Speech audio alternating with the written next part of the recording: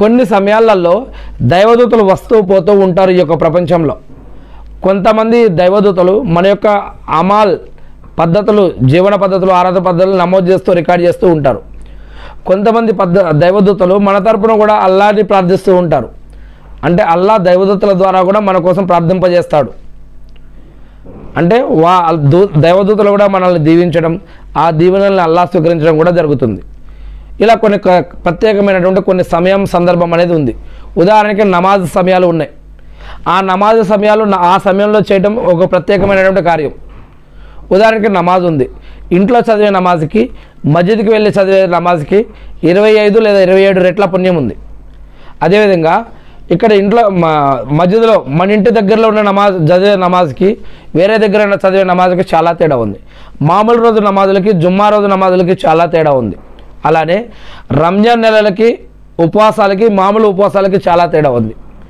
లైలతుల్ కదర్ రాత్రులకి, మామూలు రాత్రులకి చాలా తేడా ఉంది. అలానే ఇలా కొన్ని దినాలు, కొన్ని సమయాలు, కొన్ని రకాలుగా ప్రత్యేకత ఉంది.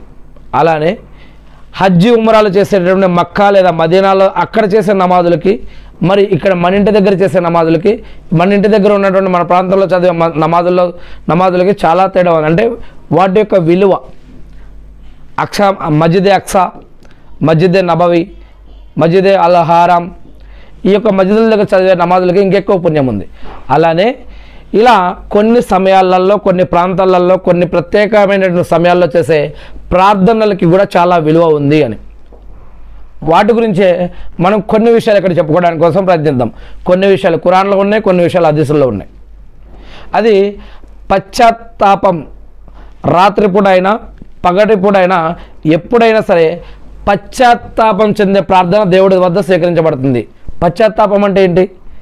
మనం ఏదైనా మన మూలంగా పాపం జరిగిపోతే ఆ పాపాన్ని క్షమించమని, నేను తప్పు చేశాను అని బాధపడుతూ, నా ద్వారా తప్పు జరిగిపోయింది, పాపం జరిగిపోయింది అని బాధపడుతూ, ఏడుస్తూ, దిగులు చెందుతూ చేసే ప్రార్థన.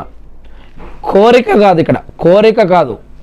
కోరిక వేరు, పశ్చాత్తాపం వేరు. కోరిక ఏదైనా అడగటం అది వేరు, పశ్చాత్తాపం వేరు.